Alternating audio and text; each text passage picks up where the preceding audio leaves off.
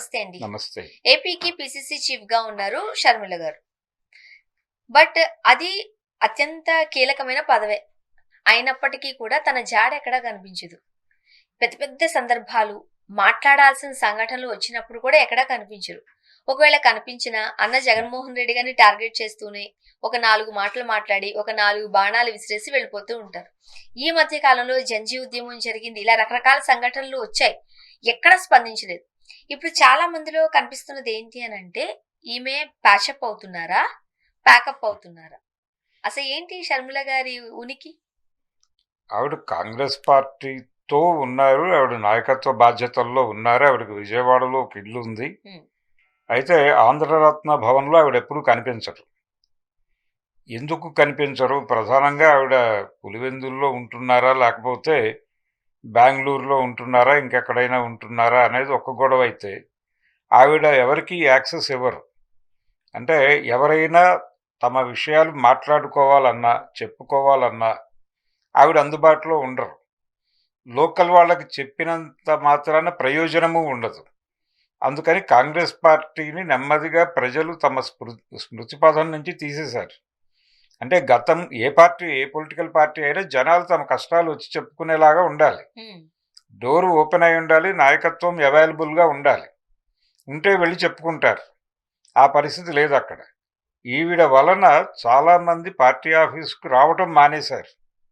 షర్మిల గారి పద్ధతులు నచ్చక. అంటే అక్కడికి వచ్చి ఏం చెయ్యాలి మేము? ఆవిడ ఎలాగూ ఉండరు. మేము అక్కడ కూర్చుని ఏం చేయాలి? మేమేదో చెప్తాం వచ్చిన వాళ్ళకి.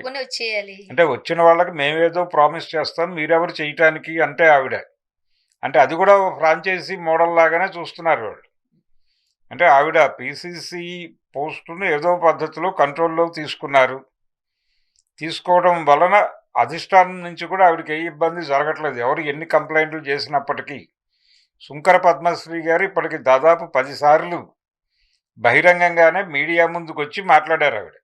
ఇంటర్వ్యూలు ఇచ్చి మరి ఏపీలో జరుగుతున్నటువంటి, ఏపీ కాంగ్రెస్కి జరుగుతున్నటువంటి అన్యాయం ఇది అని అధిష్టానం మీద తీవ్రమైన ఆగ్రహంతో ఉన్నారు అక్కడ లోకల్గా ఉన్నటువంటి కాంగ్రెస్ వాదులందరూ కూడా. ఆవిడని ఎందుకు తెచ్చారో తెలియదు, ఎందుకు ఆవిడని పెట్టారో తెలియదు. లాస్ట్ ఎలక్షన్లో ఉన్న ఓట్ పర్సంటేజ్ కూడా డౌన్ అయింది. జగన్మోహన్ రెడ్డి ఓడిపోతే ఇమ్మీడియట్గా ఆంధ్రరత్న భవన్ జనాలతో నిండిపోతుంది, కళకళలాడుతుంది అని చెప్పిన మాటలు ఒట్టి మాటలే అని ప్రూవ్ అయిపోయింది ఆల్రెడీ. ఎప్పుడు వస్తారు? మీరు పార్టీని ఒక ప్రోగ్రెస్లో పెడితే వస్తారు. మీరే అక్కడ ఉండటం లేదు, నాకేం సంబంధం అని ఏదో ఎన్నికల్లో ప్రచారం వరకు చేసేసి, ఎన్నికల్లో సీట్లు అడిగిన ఆశించిన వాళ్ళకు కూడా మీరు ప్రాపర్గా సీట్లు ఇవ్వలేదు కదా. లాస్ట్ టైం కొంత హైప్ వచ్చింది కాంగ్రెస్ పార్టీకి. వచ్చింది, కొంతమంది డబ్బులు ఖర్చు పెట్టి కంటెస్ట్ చేయడానికి సిద్ధపడ్డారు. ఆ సిద్ధపడిన వాళ్ళని కూడా నిరుత్సాహపరిచింది ఇవిడ. నిరుత్సాహపరిచి వెనక్కి పంపించేశారు. కాబట్టి అన్ని విధాలుగా కాంగ్రెస్ పార్టీని భూస్థాపితం చేయటం అనే కార్యక్రమం తప్ప ఆవిడ అక్కడ చేస్తున్నది ఏమీ లేదు. కానీ యాక్చువల్గా అత్యంత కీలకమైన పదవిలో ఉండి ఆంధ్రప్రదేశ్లో అయితే జగన్మోహన్ రెడ్డి గారు అయితే చంద్రబాబు నాయుడు గారు ఈ మధ్య ఒక గ్యాప్ కూడా ఉంది. యాంటీ ఎన్డీఏ స్టాండ్తో పనిచేసే ఒక పొలిటికల్ పార్టీ కోసం అక్కడ జనాలు చూస్తున్నారు. అక్కడ వాక్యూమ్ ఉంది. ఉన్నప్పుడు దాన్ని వీళ్ళు ఓట్లుగా మలుచుకునే బాధ్యత వీళ్ళపైనే కదా ఉంది. ఆవిడ ఒక ప్రోగ్రాం తీసుకుంటే యాంటీ ఎన్డీఏ స్టాండ్తో మాట్లాడటం మొదలు పెడితే ఆవిడ వెనకాల సమీకృతం కావడానికి జనాలు సిద్ధంగానే ఉన్నారు. ఎందుకు పనిచేయట్లేదు? ఇప్పుడు అక్కడ డేటా సెంటర్ గొడవ ఒకటి జరుగుతోంది వైజాగ్లో. ఆ డేటా సెంటర్ గొడవలో వీళ్ళ పార్టిసిపేషన్ ఏమీ లేదు. అలాగే చాలా ప్రాంతాల్లో ఇప్పుడు డిఎస్సి గొడవ నడుస్తోంది. దాని మీద పార్టీ విధాన ప్రకటన ఒకటి జరగాలి కదా. వీళ్ళు చెప్తోంది తప్పే, వాళ్ళు చెప్తోంది తప్పే. వీళ్ళు క్లియర్గా డౌట్స్ అన్నీ ఆన్ పేపర్ పెట్టండి. అలాగే ప్రభుత్వం కూడా ఒక శ్వేతపత్రం విడుదల చేయాలని మీరు మాట్లాడచ్చు. ఒక ప్రెస్ మీట్ పెట్టి మనం ఆంధ్రరత్న మాట్లాడుకుంటేనే భవన్లో. సరే మనమే రైతుల సమస్యల గురించి మాట్లాడుకున్నాం. ఉద్యోగ సంఘాలు బయటకు వస్తున్నాయి. నిరుద్యోగ భృతి మాకు ఇవ్వట్లేదా అంటున్నారు. అవును. మహిళలకి పింఛన్ రావట్లేదు అంటున్నారు. 6 గ్యారంటీలు సూపర్ 6 అన్నారు. అది ఏమైందో మాకు అర్థం కావట్లేదు అని అన్నారు. అండ్ మరో పక్క ఉద్యోగులందరూ బయటికి రావడం మనం చూసాం. మొన్న జరిగిన జంజీ ఉద్యమం చూసాం. ఇలా చెప్పుకుంటే మనకే 10, 20 సమస్యలు కనిపిస్తున్నాయి. చంద్రబాబు గారు మొన్నే చెప్పాడు 94% రాష్ట్ర ఆదాయాన్ని ఉద్యోగులకే ఉద్యోగులే ఇచ్చేస్తున్నాం. తినేస్తున్నారు అని చెప్పాడు ఆయన. దాని మీద ఒక రియాక్షన్ ఉండాలి కదా కాంగ్రెస్ పార్టీ నుంచి. కాంగ్రెస్ పార్టీకి ప్రజా సంఘాలు ఉన్నాయి. ఎన్ఎస్యుఐ దగ్గర నుంచి మొదలు పెడితే కార్మిక సంఘాల వరకు ఉన్నాయి. వాళ్ళ స్ట్రక్చర్ ఉంది. వాళ్ళతో ఏ పని చేయిస్తున్నారు మీరు? వాళ్ళకి ఏదైనా ఒక ప్రోగ్రామ్ చార్ట్ ఇచ్చారా? ఎప్పుడైనా సరే ఆవిడ అప్పుడప్పుడు బయటకు వచ్చి ఒక టూర్ చేసి రేపు పొద్దున మళ్ళీ ఇప్పుడు చెప్పచ్చు ఆవిడ, ఎందుకు ఒక 6 నెలలు ఆగండి, ఒక పాదయాత్ర చేస్తాను, మళ్ళీ ఒక వేవ్ క్రియేట్ అవుతుంది అని. ఏం చేయాలి ఆ వేవ్తో? మీరు రోజువారీ జనాల సమస్యల్లో మీరు ఉండరు. ఎప్పుడో మీకు అవకాశం దొరికినప్పుడు ఒక వీకెండ్ హాలిడే విజిట్ లాగా వస్తూ ఉంటారు మీరు. ఎలా నమ్మి ఈ పార్టీతో ట్రావెల్ అవ్వాలనేది జనాల్లో ఉన్న గొడవ. నిజానికి కాంగ్రెస్ పార్టీకి ఏపీలో అద్భుతమైన అవకాశం ఉంది. ఇదే టైం. ఈ టైంలో గనక నిలబడితే ఆ పార్టీకి డెఫినెట్గా జవసత్వాలు వచ్చేస్తాయి రోడ్డు మీదకి రాగలిగితే. కానీ రాకుండా ఆవిడ అడ్డం పడుతున్నారు. ఆవిడే అడ్డం పడుతున్నారు. అంటే ఇప్పుడు ఎన్నికల్లో ఎలాగూ ఆవిడ తన ప్రచారం ద్వారా కూటమి అధికారంలోకి రావడానికి హెల్ప్ చేశారు. అది వాస్తవం. ఆవిడ జగన్మోహన్ రెడ్డి, ఆవిడ సునీత గారు ఇద్దరూ కలిసి నిర్వహించిన ప్రచారం మొత్తం కూడా కూటమికి మాత్రమే ఉపయోగపడింది. మిమ్మల్ని భుజాలకు ఎత్తుకున్నటువంటి వాళ్ళిద్దరినీ భుజాలకు ఎత్తుకున్నది తెలుగుదేశం మీడియానే. ఇంకెవరూ పట్టించుకోలేదు వారిద్దరిని. కాబట్టి వీరి ప్రచారమే ఒక రకంగా చంద్రబాబును ముఖ్యమంత్రిని చేసింది అనుకోవాలి.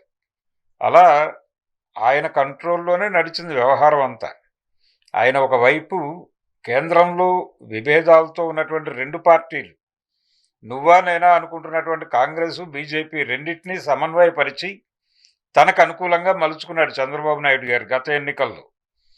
ఈ అనుభవాన్ని మర్చిపోతే ఎలాగా? కాబట్టి విషయం సీరియస్గానే ఉంది. షర్మిల గారిని అక్కడి నుంచి తొలగిస్తే తప్ప కాంగ్రెస్ పార్టీ ఉండదు.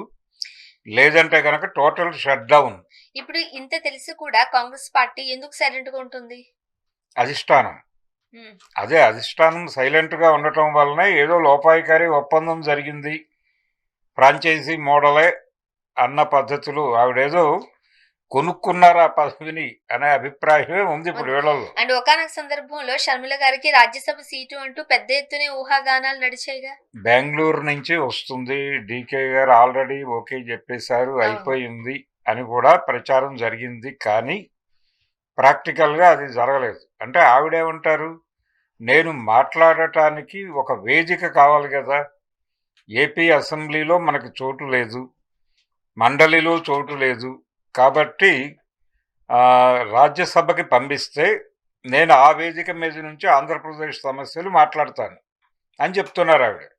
అది ఆవిడ ఆర్గ్యుమెంట్. అది ఇవ్వలేదని చెప్పి అలిగి ఉన్నారా అనేది తెలియదు. ఆ అలకను కూడా ఆవిడ బహిరంగంగా ఎక్కడా ప్రస్తావించలేదు. అయితే ఒకవేళ అదే నిజమైతే ఆవిడ రోజువారీ కార్యక్రమాలు చేయాలి కదా. ఇక్కడ విజయవాడలో రోజు పార్టీ ఆఫీస్కి వచ్చి ఆవిడ ప్రజెన్స్ ఉండాలి కదా. లేదు క్యాంప్ నుంచి అయినా నడపచ్చు, ఆవిడ ఇంటి నుంచి అయినా కార్యక్రమాలు జరిపిన దాఖలాలు ఉన్నాయా అనేది ప్రశ్న. ఏది కనిపించట్లేదు. ఎవరు రోడ్డు మీదకి రావడం లేదు, కాంగ్రెస్ పార్టీతో ఎవరు బయటకు రావడం లేదు. ఏది జరిగినా వాళ్ళ ప్రజెన్స్ కనిపించడం లేదు ఎక్కడా కూడా. అఖిలపక్ష సమావేశాలు అనేకం జరిగాయి ఈ మధ్య కాలంలోనే ఏపీలో. ఏ ఒక్క అఖిలపక్షంలోనూ కాంగ్రెస్ పార్టీ నుంచి ఇండివిజువల్గా కొలంకొండ శివాజీ లాంటి వాళ్ళు హాజరయ్యారు తప్ప కాంగ్రెస్ పార్టీ నుంచి అధికారిక ప్రతినిధులుగా ఎవరూ రాలేదు. అందుకని అందరిలోనూ ఉంది ఈ ఆవేదన. చూడాలి మీరు ఎవరినైనా కదిలించండి. పద్మశ్రీ గారు అయితే కొంచెం అగ్రెసివ్గా రియాక్ట్ అవుతున్నారు. ఆవిడ ఎవరన్నా అడిగితే నిజానికి ఆవిడ ఒక ఎంపీ టికెట్టో ఎమ్మెల్యే టికెట్టో ఆశించారు ఆవిడ, కానీ స్పందన లేదు అవును. పార్టీ నుంచి. ఆవిడ ఆంధ్రరత్న భవన్కి ఒక రకంగా కాపలా కాశారు. ఏది, రఘువీరారెడ్డి గారు డైల్యూట్ అయిన తర్వాత, మిగిలిన వాళ్ళందరూ వైసీపీలోకి వెళ్ళిపోయిన తర్వాత ఆంధ్రరత్న భవన్కి ఒక రకంగా ఆవిడ కాపలాగా నిలబడ్డారు. ఆ నిలబడిన దానికి కూడా గుర్తింపు దక్కలేదు ఆవిడకి. అందుకని తీవ్ర నిరాసక్తతతో ఉన్నారు అందరూ. చూడాలి మరి ఏం జరగబోతుంది అని. థ్యాంక్ యూ అండి. Thank you.